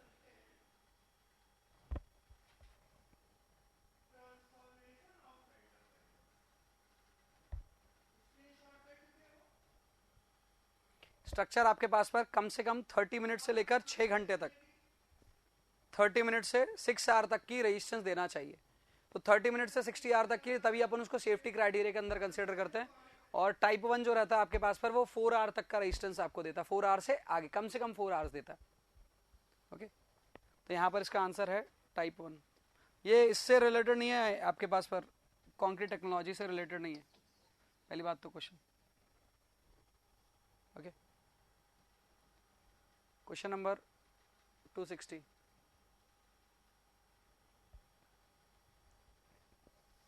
The section with congested reinforcement compaction factor is, बताया मैंने अभी आपको कंजेस्टेड रेनफोर्समेंट का, हैवीली रेनफोर्स्ड, हैवीली रेनफोर्स्ड का भी बताया मैंने आपको, किस में आएगा वो, मीडियम में आएगा। अरे आएगा कि नहीं आएगा मीडियम में?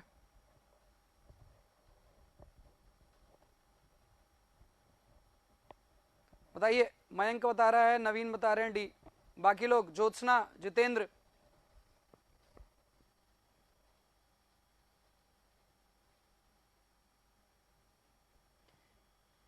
अरे अभी थोड़ी देर पहले बताया था जितेंद्र यार, हैवीली रेनफोर्स्ड कंक्रीट होगा तो उसका मैंने आपको बताया था स्लम वैल्यू। अब हैवीली रेनफोर्स्ड के लिए स्लम वैल्यू बता रहा था, तो स्लम वैल्यू से कॉम्पैक्शन फैक्टर आपको पता रहना चाहिए।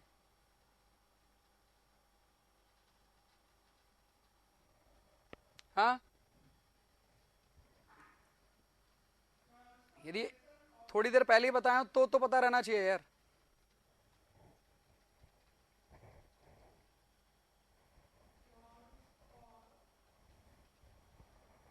और ये भी इन जनरल है, इन जनरल आंसर इज 0.95 है ना, मीडियम। नेक्स्ट 261,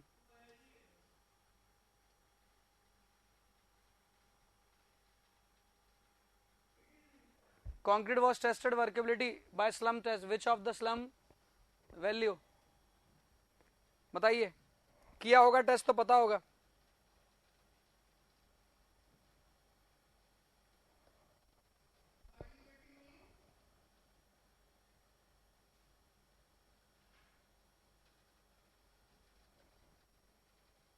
हाँ जी, पता है ना।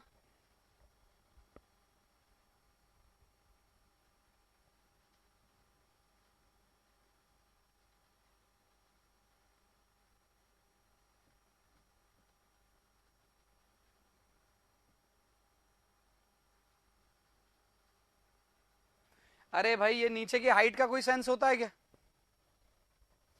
ये h/3 की हाइट होगी, नीचे से h/3 के ऊपर ले लो, नीचे से h/2 के ऊपर ले लो, नीचे से h के ऊपर ले लो, और नीचे से 5/6 h के ऊपर ले लो। ये कोई क्राइटेरिया है क्या? 5/6 h के ऊपर ले लो, h के ऊपर ले लो, h/2 के ऊपर ले लो, h/3 के ऊपर ले लो।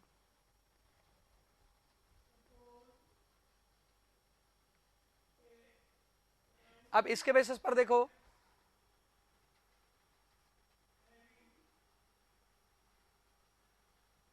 इसमें बस एक ही चीज सही दिया है, एक ही एग्जांपल, वही आंसर ही होगा। यहां पर मैं आपको डायरेक्टली बताता हूं क्या, आपके पास पर जो ये आपने कंक्रीट हटाया, मतलब मोल्ड हटाया,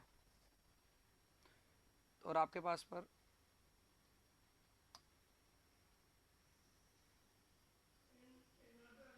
ऐसा यदि मिलता है, तो यहां पर इस हाइट को बोलते हैं स्लम, रॉड रखकर, और इस हाइट को बोलते हैं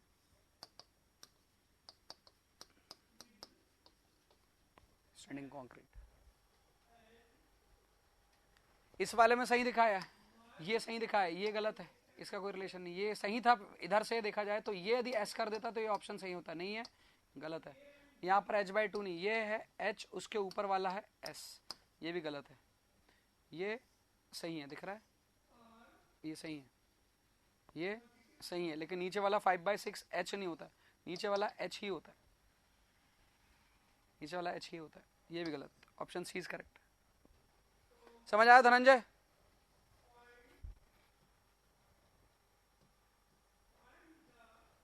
क्वेश्चन नंबर 162,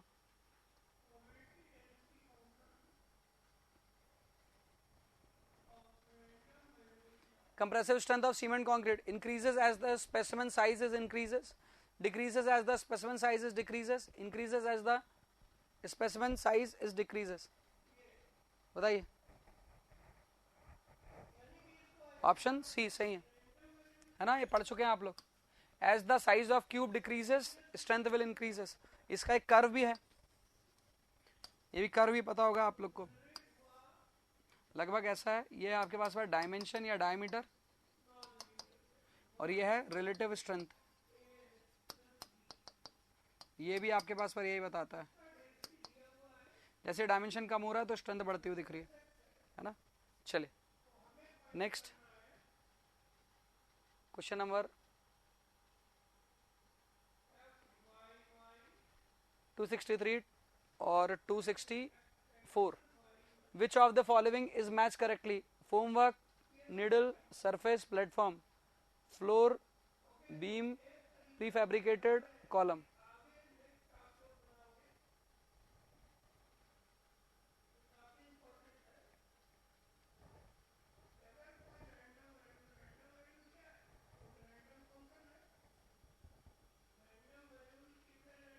बताइए, निडल वाइब्रेटर किस पे लगता है? बीम में लगता है?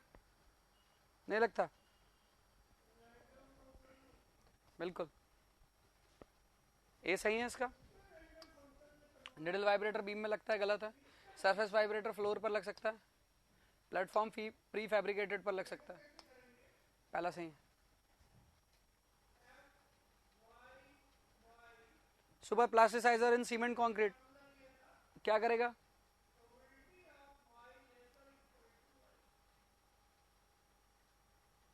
बिल्कुल दोनों सही है, both A and B. Okay, clear है सभी को? 164 का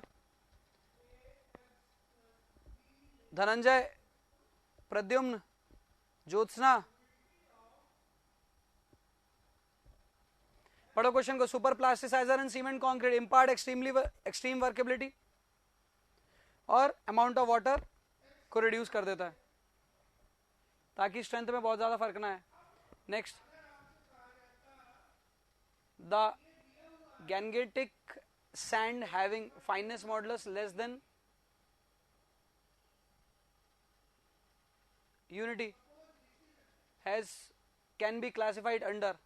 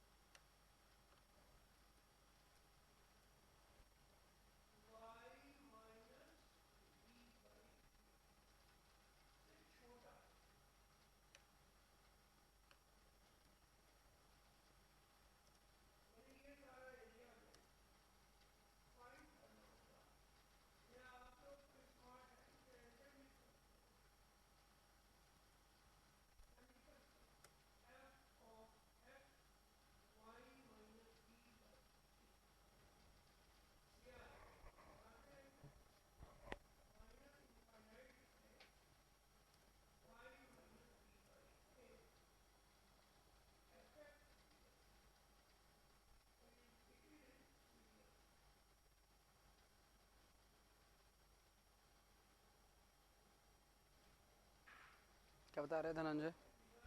गंगा नदी के किनारे की जो रेत है उसको किस कैटेगरी में रखा गया है? जोन फाइन 44321 मिक्स डिजाइन का जो कोड है 10262।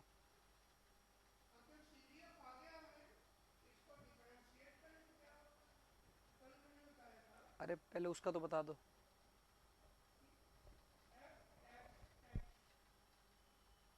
हाँ वो भी पता है, जोन 5 और 4। तो पहले तो पता रहना चाहिए गंगा रिवर के जो पास पर जो सैंड है वो फाइन आएगी या कोर्स आएगी। हाँ जी, कोड शेयर करूंगा मैं आप लोग के साथ। आईएस कौन सा? 10262 सही है नवीन, कोर्स है, फाइन नहीं है। फाइन कहां पर मिलती है? फाइन रिवर बताओ मुझे कहां पर, वो फाइन सैंड कहां पर मिल रही है?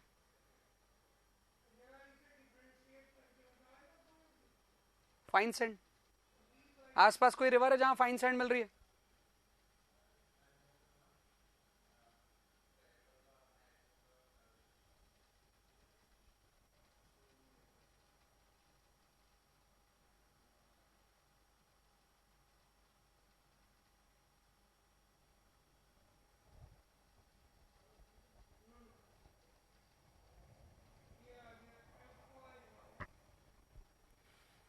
बिल्कुल, यमुना रिवर के पास फाइन बहुत शाबाश, बहुत शाबाश। यमुना रिवर के पास की जो सैंड है वो फाइन देखने को मिलती है, और गंगा रिवर के पास की जो सैंड है वो थोड़ी कोर्स देखने को मिलती है, थोड़ी कोर्स, बहुत ज्यादा कोर्स नहीं होती है। Okay, so that's why your answer will be, क्या रहेगा आंसर?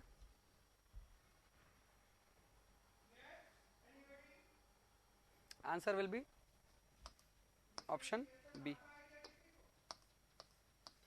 मिक्स डिजाइन का जो कोड है उसके अंदर के अकॉर्डिंग यदि मैं बात करूं, इसके बारे में और डिटेल आप लोग को देखने को मिल सकती है कहां पर?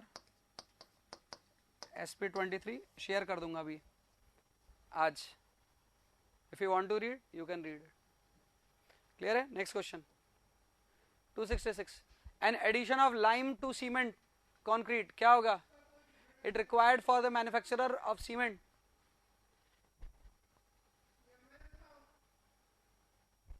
Increase its imperviousness, increase workability, क्या करेगा?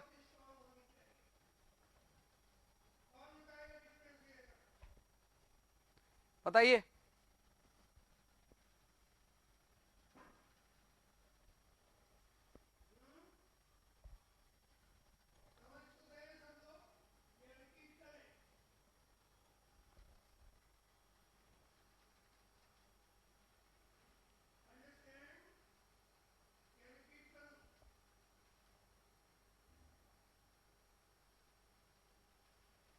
ये क्या बोल रहा है? पॉइंट को पढ़ो। Addition of lime to cement concrete, cement concrete के अंदर पर लाइम एक्स्ट्रा डालना। It required for manufacturing of cement. अरे बात तो सही है लेकिन इस पॉइंट के हिसाब से गलत है। बात तो सही बोल रहा है लेकिन क्वेश्चन के अकॉर्डिंग गलत है। सी बता रहे हो मयंक, जितेंद्र? देखते हैं। इंक्रीज इट्स इम्परवियसनेस, क्या कंक्रीट की इम्परवियसनेस बढ़ाएगा? इम्परवियसनेस बढ़ाने का मतलब क्या होगा? अरे इम्परवियसनेस बढ़ाने का मतलब क्या? क्रैक को कम करेगा। जबकि लाइम आ जाने की वजह से क्या होगा? लाइम आ जाने की वजह से क्या होगा भाई बताइए? लाइम आ जाने की वजह से क्या होगा? श्रिंकेज की प्रोबेबिलिटी बढ़ जाएगी। क्रैक इंक्रीज, बिल्कुल सही। क्रैक इंक्रीज करेगा तो परमेबिलिटी क्या हो जाएगी? डिक्रीज करेगी। ये बोल रहा है इंक्रीज इम्परवियसनेस, गलत बात है। लाइम एक्स्ट्रा डालने से, अब लाइम आपने डाल दिया तो पूरे मिक्स में जो फाइननेस का मास रहेगा वो बढ़ेगा कम होगा? बिल्कुल, फाइननेस बढ़ेगी या कम हो जाएगी? टोटल जो मिक्स होगा उसकी फाइननेस बढ़ जाएगी कम हो जाएगी? लाइम को ऐड करने से फाइन प्रोडक्ट जो है उनका जो परसेंटेज होगा बढ़ेगा या कम हो जाएगा? बताइए।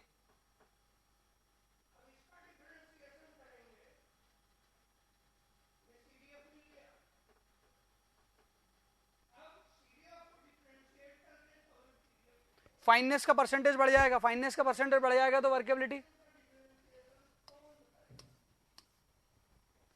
इंक्रीज कर जाएगी। Option C is correct. ये गलत होते से ये गलत हो गया था ऑल ऑफ दी अबव, फिर बचा था इन दोनों में से इम्परवियसनेस नहीं हो रहा था, इसलिए ऑप्शन सी करेक्ट। चलिए नेक्स्ट क्वेश्चन देखते हैं। If WF is the water content for that cement of type of fine aggregate and WC is the water content for coarse aggregate, then material containing mixed shaped, which of the following is true? Question ध्यान से पढ़े। WF water content है एक particular for a type of aggregate and WC is the water content for a type of coarse aggregate. तो WF fine aggregate का है water content और WC है कोर्स एग्रीगेट का वाटर कंटेंट।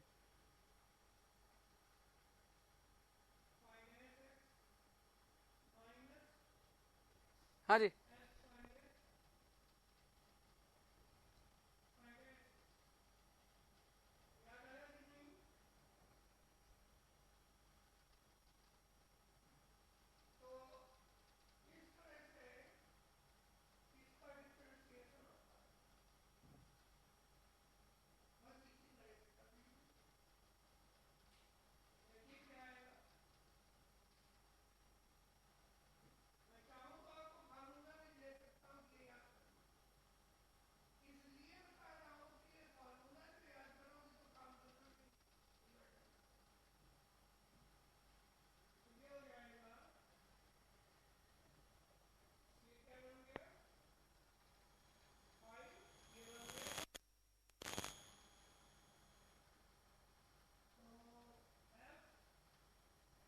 मैं उसका एग्जैक्ट रिलेशन देखता हूँ, क्या एग्जैक्ट रिलेशन यदि मेरे पास पर होगा तो I will share with you.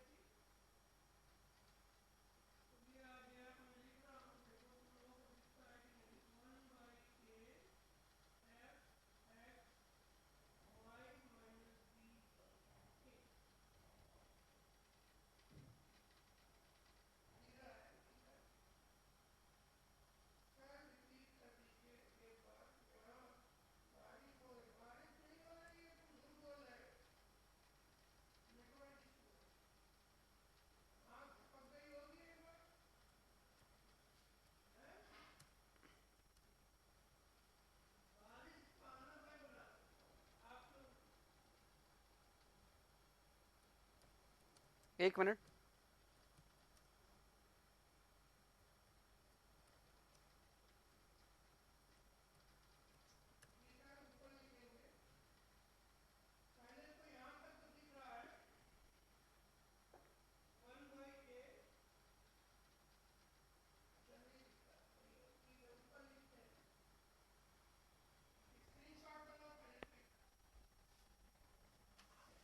क्या बोल रहे हो नवीन?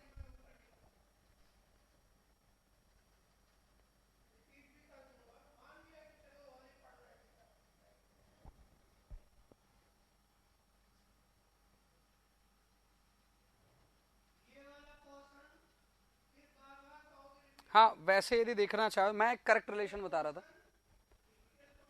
चलो वैसे देखना चाहो तो वैसे भी बता सकते हो। पहले बात तो पता रहना चाहिए।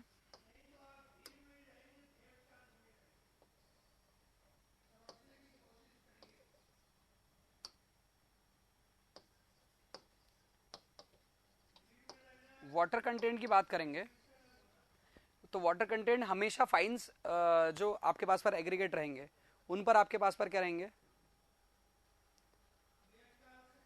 फाइन एग्रीगेट पर आपके पास पर वाटर कंटेंट जो रहेगा वो ज्यादा रहेगा एज कम्पेयर टू आपके पास पर किसके, कोर्स एग्रीगेट। तो water content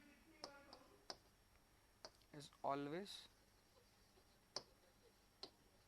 more in fine aggregate. उसके अकॉर्डिंग देखें, हालांकि मैं इसके बेसिस पर आप यदि बात करें तो ठीक है, ऑप्शंस के बेसिस पर, लेकिन मैं उसका एक रिलेशन बताने वाला था आपको। चलिए, तो उसको तो मैं मिक्स डिज़ाइन का कोड को देखकर ही बताऊंगा कि क्या दिया है आपको। हाँ, तो हाफ है और ये 1/3 है, ये 1/3 नहीं होगा, ये हाफ, ये 50%, ये उससे कम है 33%, ये उससे ज़्यादा है, ये कम है, ये भी गलत है, ये करेक्ट है, विच एवर इज ग्रेटर, गलत। फाइन एग्रीगेट में हमेशा ज़्यादा रहेगा water content as compare to coarse aggregate के, है ना, क्योंकि आपके पास सर पार्टिकल साइज भी छोटा है पहली बात, और दूसरा क्या है, फाइननेस भी आपके पास पर पार्टिकल साइज छोटा है, इस वजह से आपके पास पर मॉइस्चर ज़्यादा रहेगा, और दूसरा बल्किंग के भी चांसेस फाइन एग्रीगेट में ज़्यादा होंगे as compare to coarse aggregate के। ओके, चलिए, तो 267 क्वेश्चन तक आज देखते हैं। कल का टारगेट मैं सेट करता हूँ। कल का टारगेट है हमारा